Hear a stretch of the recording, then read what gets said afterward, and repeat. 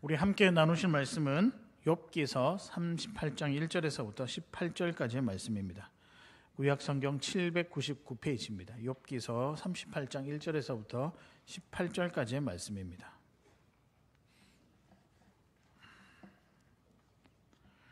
우리 찾으셨으면 저와 여러분이 한 절씩 교독하도록 하겠습니다. 제가 먼저 읽겠습니다.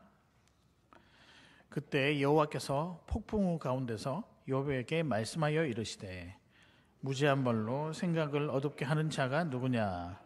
너는 대장부처럼 허리를 묶고 내가 내게 묻는 것을 대답할지니라. 내가 땅에 기초를 놓을 때가 어디 있었느냐? 내가 깨달아 알았거든 말할지니라. 누가 그것의 도량법을 정하였는지 누가 그 줄을 그것의 위에 띄웠는지 내가 아느냐? 그것의 주추는 무엇이 세웠으며 그 모퉁이 돌을 누가 놓았느냐? 그때 새벽 별들이 기뻐 노래하며 하나님의 아들들이 다 기뻐 소리를 질렀느니라. 바다가 그 모태에서 터져 나올 때 문으로 그것을 가둔 자가 누구냐? 그때 내가 구름으로 그 옷을 만들고 흑암으로 그 강보를 만들고 한계를 정하여 문빗장을 지르고 이르기를 내가 여기까지 오고 더 넘어가지 못하리니 내 높은 파도가 여기서 그칠지니라 하였노라. 내가 너희 날에 아침에게 명령하였느냐? 새벽에게 그 자리를 일러 주었느냐? 그것으로 땅끝을 붙잡고 악한 자들을 그 땅에서 떨쳐버린 일이 있었느냐? 땅이 변하여 진흙에 인친 것 같이 되었고 그들은 옷같이 나타나되 악인에게는 그 빛이 차단되고 그들의 높이 든 팔이 꺾이느니라. 내가 바다의 샘에 들어갔었느냐? 깊은 물밑으로 걸어다녀 보았느냐? 사망의 문이 내게 나타났느냐? 사망의 그늘진 문을 내가 보았느냐? 땅의 너비를 내가 측량할 수 있느냐? 내가 그 모든 것들을 다 알거든 말할지니라. 아멘. 18절 마지막에 보면 땅의 너비를 내가 측량할 수 있느냐? 내가 그 모든 것을 다 알거든 말할지니라. 그 다음에 여러분 한번 상상을 해보았으면 좋겠는데 대답을 했을까요? 못했을까요? 못하죠. 그래서 여러분 오늘 1절부터 18절까지 전체 주제는 딱 한 단어로 요약할 수 있습니다. 뭘까요, 여러분? 하나님입니다. 하나님. 근데 오늘 제가 이 구절을 가지고 하나님의 주권, 하나님을 알면서 그 하나님께서 다스리는 우리 실생활에 적용하면 그 하나님이 우리와 함께 하시는 것을 하나님의 주권이라고 부르고 싶고 오늘은 이 주제에 대해서 말씀을 나누면 어떨까 생각을 했습니다. 그래서 오늘의 말씀은 하나님의 주권입니다. 주권이란 말 많이 들어보셨죠? SFC 활동을 하신 분들은 늘상 하는 이야기가 하나님의 주권, 또 우리의 주권, 하나님의 주권 이야기를 하는데 이게 좀 용어 자체가 어려운 생각이 듭니다. 근데 좀 쉽게 바꾸면요, 요게 아닐까. 하나님이 항상 나를 인도하시고 함께 하신다. 주권을 좀 풀어서 설명하면 하나님이 항상 나를 인도하시고 함께 하신다. 조금 더 줄여볼까요? 하나님이 오늘도 지금 나를 다스리신다. 이게 주권에 관한 풀이다, 또 의미다라고 할 수 있습니다.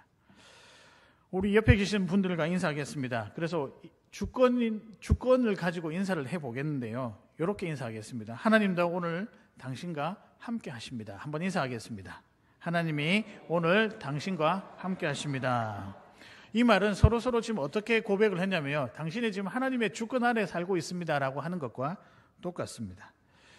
근데 여러분 이 주권을요, 여러 상황 우리가 일상 가운데서도 많이 느낄 수 있겠지만 특별히 고난의 때 많이 경험하는 것 같습니다.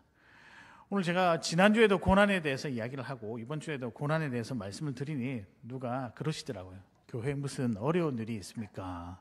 아니, 어려운 일이 있는 게 아니고요. 어려운 일이 있죠. 아프신 분들이 좀 많아요. 갑작스럽게. 또 물질 때문에 힘들어하신 분들도 많고 이런 소식들이 들려오다 보니까 제가 자연스럽게 성도들의 삶에 대한 정보, 이야기를 듣고 나니 설교 내용도 거기에 맞춰지는 것 같아서 오해하지 마십시오. 교회에 특별한 어려움은 없습니다. 어려움이 있다라고 한다면 많이 아프신 분들이 많다. 그래서 저와 여러분이 기도해 주셨으면 좋겠습니다. 어떻게 기도하냐면 그분에게 하나님의 주권 아래에 있음을 기억하고 힘낼 수 있도록 기도하시는 게 참 좋을 것 같습니다. 그래서 만나실 때마다 하나님이 당신의 삶을 다스리시니 힘을 내십시오. 우리가 아무것도 할 수 없는 무기력 앞에서 뭔가 긍정적인 일이 일어나고 뭔가 긍정적인 일이 진행되는 느낌, 눈에 보이는 답은 아닌 것 같은데, 아니 또 답은 보이지 않는 것 같은데 순간순간 위로와 힘이 되는 은혜를 경험하고 있을 때가 있잖아요. 그러면 여러분은 하나님의 주권 아래에 있다. 그것이 주권 아래에 있는 증거라고 할 수 있습니다. 물론 고난 가운데 이걸 많이 느낄 수 있지만 제가 여러분에게 이런 고난 가운데 이런 깨달음도 있으니 고난 가운데 조금 참으십시오라고 말하기에는 너무 죄송하기도 하고 저 개인적으로는 여러분 삶에 고난이 없었으면 좋겠습니다. 그런데 여러분, 어려운 하루가 지나가는 것도 그 상황 속에서 잠시라도 웃을 수 있는 이유는 여러분이 하나님의 다스림 안에 있기 때문입니다. 믿으십니까?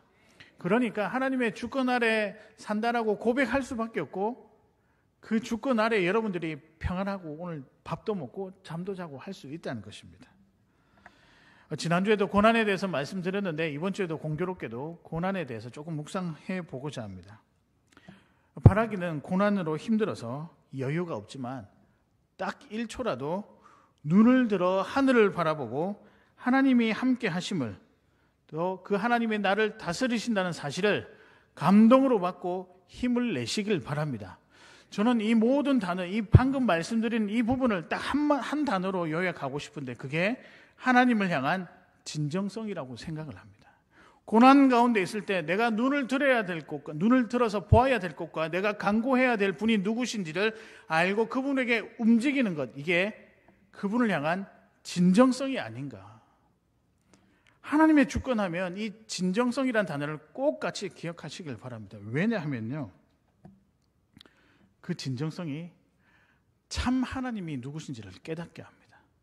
그 진정성이 있을 때 이전에 보지 못했던 놀란 하나님의 위로와 권능과 능력과 은혜, 그 하나님 주시는 은혜를 경험할 수 있다는 거죠. 2절에 보면 무지한 말로 생각을 어둡게 하는 자가 누구냐? 도대체 누구냐? 너를 무지하게 하고 너희 눈을 가리게 한 자가 누구냐? 3절에 보면 너는 대장부처럼 허리를 묶고 내가 내게 묻는 것을 대답할지라. 이제서야 내가 할 이야기가 있으니 허리를 묶고 그 이야기를 잘 들어라. 다름 아니라 하나님께서 이렇게 욥에게 말씀하시죠. 너가 지금은 내가 이야기해도 듣지 못하는데 아니야. 나는 너의 모든 것을 알고 있고 너의 모든 것을 책임지는 여호와 하나님이니 마음문을 열고 허리를 묶고 내가 하는 말을 힘있게 들어라.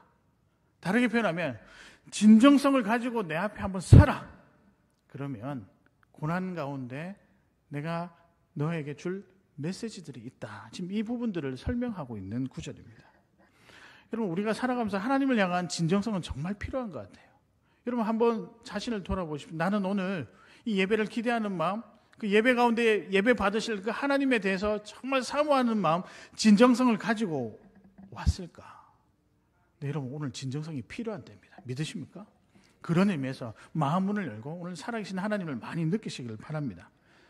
제가 목회를 배우면서 섬겼던 담임 목사님들께서 항상 그 목사님들을 바라봤을 때 진정성이 있었습니다. 그리고 우리에게 권면하시기를요, 제가 세 분의 담임 목사님을 모셨는데 한결같이 우리에게 처음 만나서 하셨던 말씀이 진정으로 사십시오. 진정으로 사역하십시오. 진정으로 성도들을 사랑하십시오. 그리고 개인 경건이든 사역이든 진정성을 가지고 자신의 삶을 살아라 권면하셨습니다. 그러면서 덧붙이시기를 진정성이 있을 때 하나님을 안다라는 거죠. 지식적으로 아는 게 아니라 관계가 더욱더 깊어진다는 거죠. 여러분, 그럴 때 비로소 순종할 수 있다고 말씀하셨습니다. 하나님을 향한 뜨거운 진정성을 가지고 그분 앞에 나갈 때 그분이 어떤 분인지를 알고 그분을 고백하게 되고 비로소 그분의 말씀 아래 순종할 수 있게 되는 거죠. 그 순종의 결과는 무엇일까요? 분명히 나와 있습니다. 순종의 결과는 기쁨이요, 즐거움이요, 감사요, 평안이라고 나와 있습니다. 맞더라고요. 하나님을 향한 진정성, 이게 다름 아니라 믿음이다. 여러분, 그 마음으로 주변을 돌아보니 얼마나 많이 하나님께서 내 삶에 개입하시고 또 함께 해주시고 인도해 주시는지 그걸 많이 느낄 수 있었습니다. 그래서 이 시간에 우리가 하나님의 주권 아래 살면서 그냥 사는 게 아니라 뭔가 하나님께서 주시는 그 은혜를 붙잡고 살아가고 내 안에 있는 뜨거운 열정이 필요한데 그 진정성, 그 열정, 그 진정성은 도대체 어떤 진정성이어야 하는가? 오늘 세 가지 메시지를 살펴보시고 그중에 여러분 오늘 하나 선택하시고요. 이번 한 주간 그 문구를 기억하시면서 고백해 보십시오. 그러면 그 고백대로 그 하나님을 만나게 될 줄로 믿습니다. 그러면 성도가 갖추어야 할 진정성은 무엇인가? 첫 번째입니다. 하나님은 다 아신다라는 사실을 확신하는 겁니다. 그래서 여러분 세트로 이 5가지 기억하시면 좋겠는데요. 하나님을 무한 신뢰하라. 하나님은 다 아시니 그래서 그 하나님을 어떻게 하라고요? 무한 신뢰하라. 사랑하는 성도 여러분, 하나님은 정말 여러분에 대해서 세세하게 머리털에서부터 발끝까지 다 아신다고 하시잖아요. 그 하나님 오늘 많이 신뢰하시기를 바랍니다. 우리는 변덕이 심하죠. 감정의 기복도 심하고요. 그래서 오늘 좋다가도 내일 싫기도 하고 오늘 같은 편이기도 하다가 또 내일이 되면 서로 대립되는 그런 관계가 됩니다. 그러다 보면 함께 함으로 인해 누릴 수 있는 은혜도 있었고 또 여러 가지 혜택이 있었는데 그런 또 순간순간 느껴지는 지식, 깨달음들을 놓치기도 하고 사람이 그러다 보니 서로 신뢰하기가 쉽지 않은 상태에 놓이게 되었습니다. 여러분 그렇잖아요. 때로는 변덕 부리기도 하니까 저 사람이 불편하기도 하고 때로는 예상해서 이 말을 했는데 왜 평소에는 가만히 있다가 이 말 들으면서 좀 다르게 반응할까? 그것이 상처가 될 때 그 사람과 관계가 깊이 이어져 갈 수 있을까요? 그만큼 우리는 변화에 민감하고 연약한 존재들입니다. 자세히 생각해 보니 서로 제대로 알지 못해서 생기는 것이 아닌가. 하나님도 마찬가지입니다. 우리가 하나님에 대해서 다 안다라고 하지만 사실은 하나님에 대해서 되게 소홀할 때가 있어요. 하나님에 대해서 알고자 하는 노력보다 일방적으로 하나님이 나를 알아주시기를 원하면서 살아갈 때가 있습니다. 근데 자세히 보면 그 하나님은 항상 변치 않으셨다는 것을 우리가 알 수 있습니다. 여러분 그 증거가 있는데 뭘까요? 오늘 본문에 나와 있는 자연들에 대한 설명입니다. 여러분 자연은 어떻게 합니까? 항상 예상할 수 있잖아요. 예상할 수 있기 때문에 계획을 세울 수 있습니다.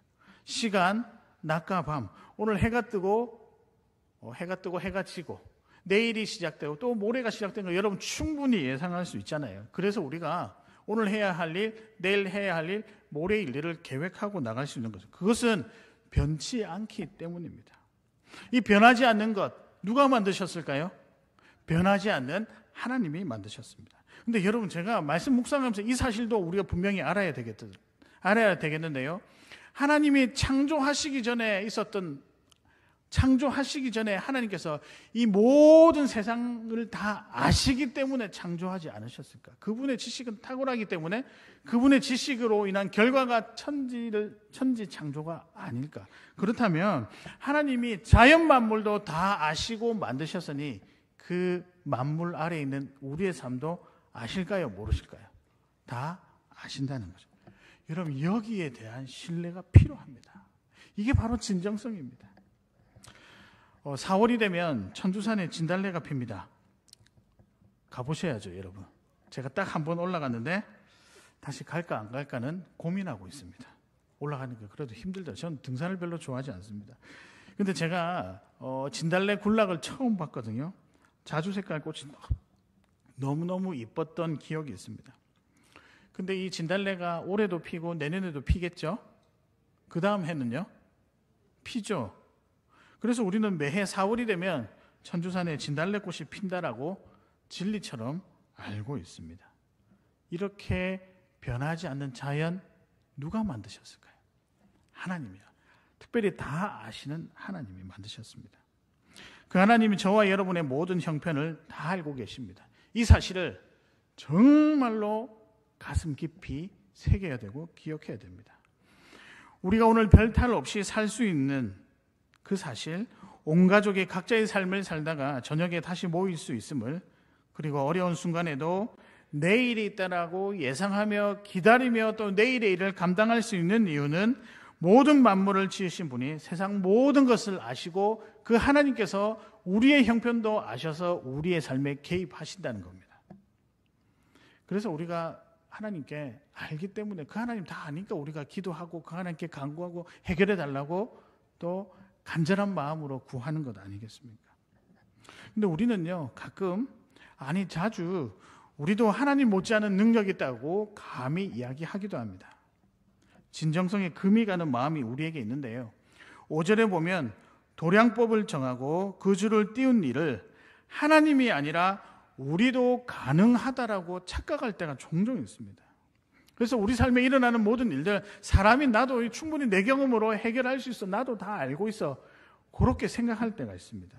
소위 내 인생에 나의 지분이 있다라고 이야기를 하는 거죠. 우리 구원의 예를 한번 들어보겠습니다. 여러분 잘 한번 대답을 해보시면 좋겠는데요. 하나님이 우리를 택하시고 부르셨습니다. 맞습니까? 그 다음은 우리 몫일까요? 우리 몫이라 생각해서 더 믿음을 더 강하게 하기 위해 예배 더 열심히 드리고 기도하고 찬양한다. 맞습니까? 아니 그렇게 생각하잖아요. 솔직하게. 저도 어릴 때 그렇게 배웠는데. 이미 불러주셨으니 너희가 더 이제는 불러준 만큼 은혜에 보답하는 마음으로 예배하고 기도하고 찬양해서 너희 믿음을 더 굳건하게 만들어라. 맞을까요? 틀릴까요? 성경은 그렇게 말하고 있지 않습니다. 성경은 우리 힘이 들어갈 틈이 단 하나도 없다고, 조금의 틈도 없다라고 설명을 합니다. 말씀은 우리를 택하시고 부르시고 계속해서 성령께서 우리로 하여금 하나님의 은혜를 깨닫게 하시고 변화되게 하시고 영원히 주님을 사랑하도록 인도하신다고 가르치고 있습니다. 단지 우리가 너무 교만해져서 우리의 죄성이 커져서 거부할 뿐이죠. 그러니까 처음부터 끝까지 우리의 지분은 없습니다. 하나님이 우리의 삶을 다 아시기 때문에 처음부터 끝까지 그분이 설계하시고 그분이 만드시고 그분이 색칠도 하시는 거예요. 그러면 우리가 할 수 있는 일은 그분이 우리의 모든 형편을 다 아시니 그분을 온전히 뭐 해야겠다? 믿어야 되겠다. 이게 진정성입니다. 이 진정성이 지금 우리에게 필요하다는 거죠. 하나님은 온 세상을 지으셨습니다. 모든 것을 아시고 지으셨습니다. 왜냐하면 모든 인생의 존재 출발이 누구냐? 하나님이시거든요. 그러니까 여러분 삶을 이해하지 못하는 게 아니라 하나님의 계획에 때로는 좀 더디어 보이는 것 같아도 기다리고 계시기도 하고 때로는요 강하게 개입하시기도 합니다. 맞습니까? 그러면 우리가 다시 한 번 더 마음문을 열고 하나님은 나의 모든 것을 다 아시니 때로는 믿어지지 않고 의심이 생긴다 하더라도 그래도 꼭 한 번 참고 그 사실에 대해서 고백하고 그 하나님께 마음문을 여는 것, 이 진정성이 오늘 필요하다고 생각을 합니다. 여러분 이 진정성으로 하나님은 다 아시니 그 하나님 무한 신뢰하며 오늘 하루 아니 이번 한 주 살아가시는 저와 여러분 되시기를 주님의 이름으로 축복합니다. 그럴 때 여러분 우리가 하나님의 주권 아래에 산다라고 감히 말할 수 있을 것이라고 확신합니다. 두 번째입니다. 그러면 진정성은 무엇인가? 성도가 갖춰야 될 진정성은 무엇인가? 두 번째 메시지는요. 조금 부정적인 메시지이긴 한데요. 한계 속에서 교만을 싹 틔우지 말라입니다.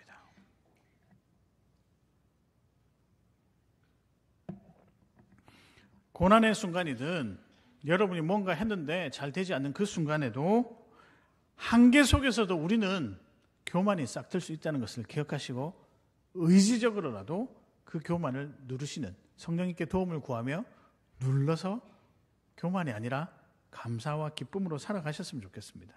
여러분 사랑도요 자연적으로 할 수 있는 게 아니고 정말 노력해야 가능한 것입니다.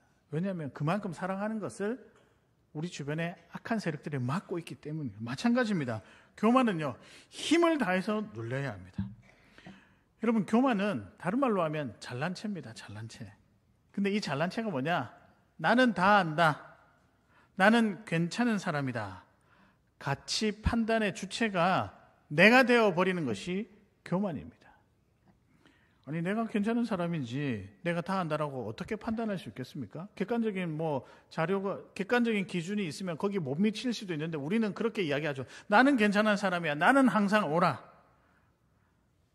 그리고 나는 모든 것을 다 알아. 가치 판단의 주체가 자기라고 생각하는 것이 교만입니다.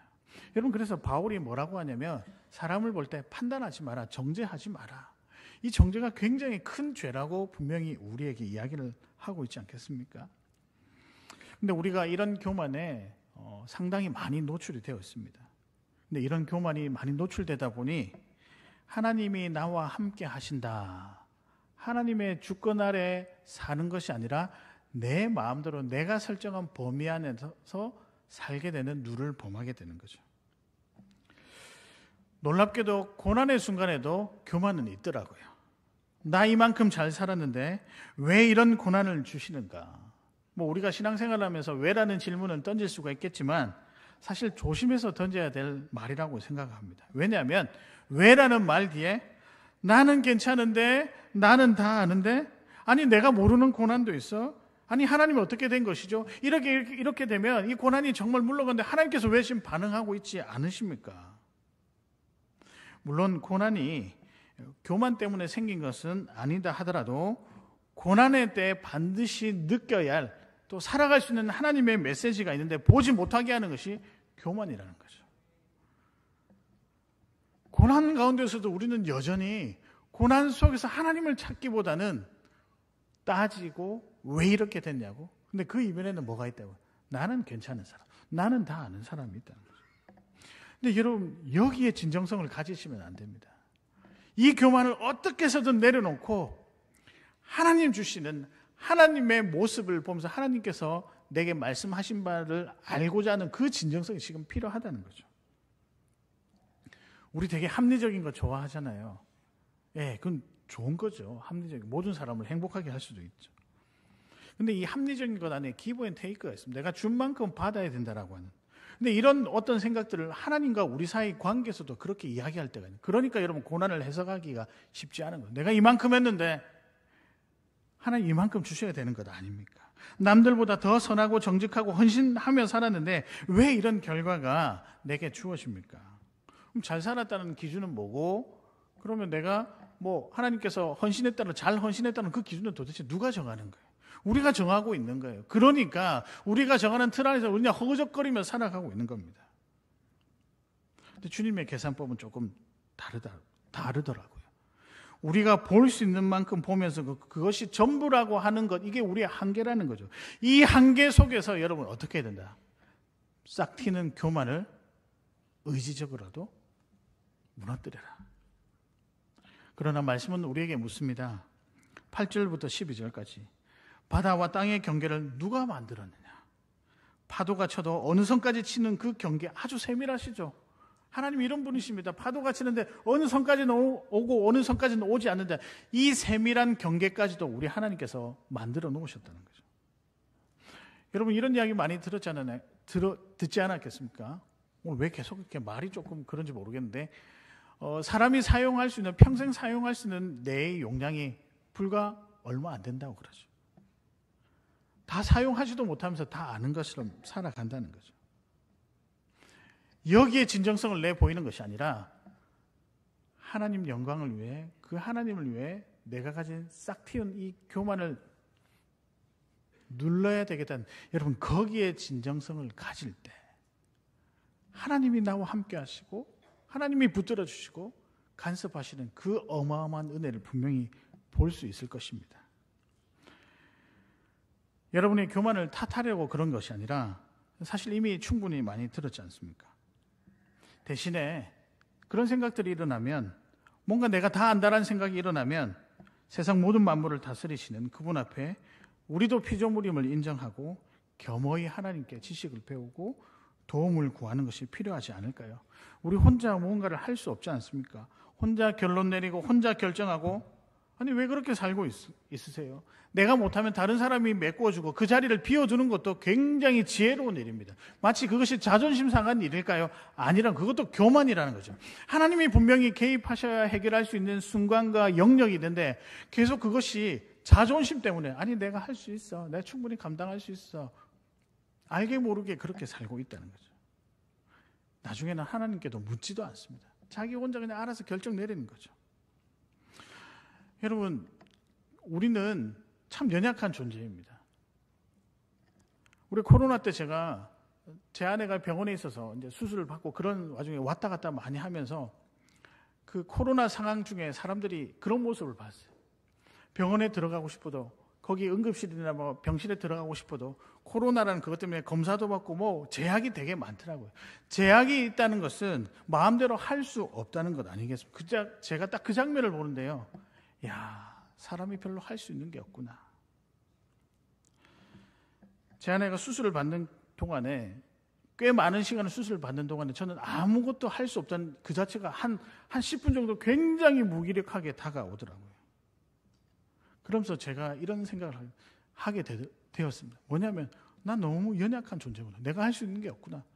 남편으로서 옆에서 아무것도 할 수 없구나. 그러면서 교만이 뭔지, 뭐 여튼 우리가 이렇게 잘난 체하고 사는 게 뭔지, 그러면서 그때 회개했던 기억이 있습니다. 모든 것을 가능케 하시는 분이니 우리 하나님 꼭 지켜주시옵소서. 저의 교만을 내려놓고 오로지 주만 바라보며 살아가게 해 주시옵소서. 기도할 수밖에 없는 형편이라는 것을 깨달았습니다. 여러분 맞습니다. 매일매일의 삶을 유지할 수 있는 비결이 뭔지 아십니까? 다름 아니라 그때 올라오는 교만을 내려놓고 하나님을 바라볼 때 여러분의 일상이 유지가 되는 겁니다. 너무 평범하고 너무 그냥 아무 일 없어 보이니까 여러분의 일상 그 밑에 정말 치열하게 벌어지는 영적 전쟁에 그걸 우리가 보지 못할 뿐이지 끊임없이 하나님은 우리를 대신하여 싸우고 계시다는 사실이죠. 그러니까 우리가 그 하나님을 향한 진정성, 그 하나님 은혜 안에 산다라고 고백할 때 그 진정성이 있어야 되는데 어떤 진정성이냐? 고난 속에서도 싹 틔우는 교만, 아니 여러분 삶 속 순간순간에 싹 틔우는 그 교만을 뭐 하라? 억제해라. 물리쳐라.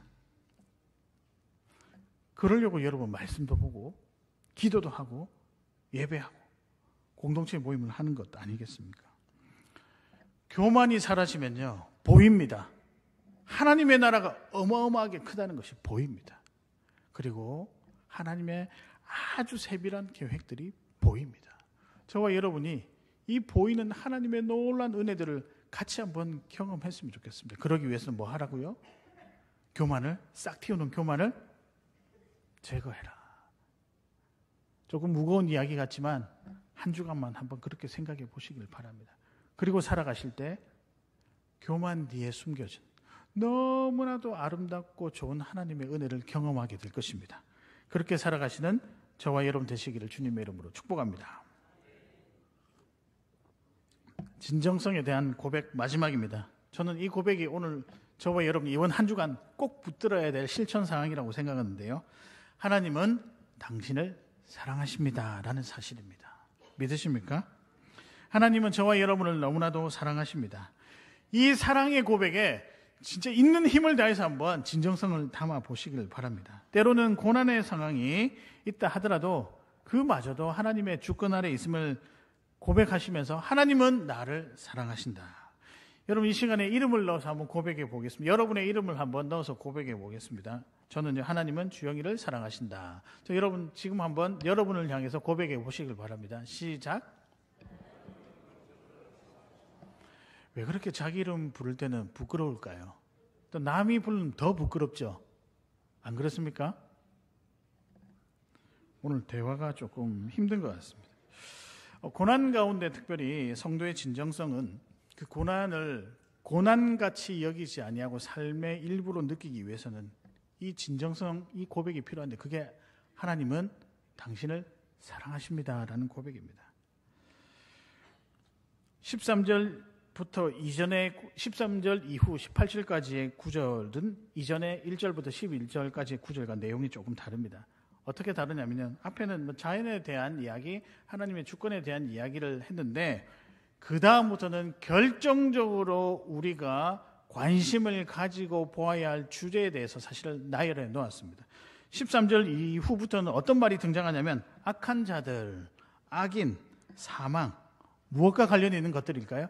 죄와 관련이 있는 거죠.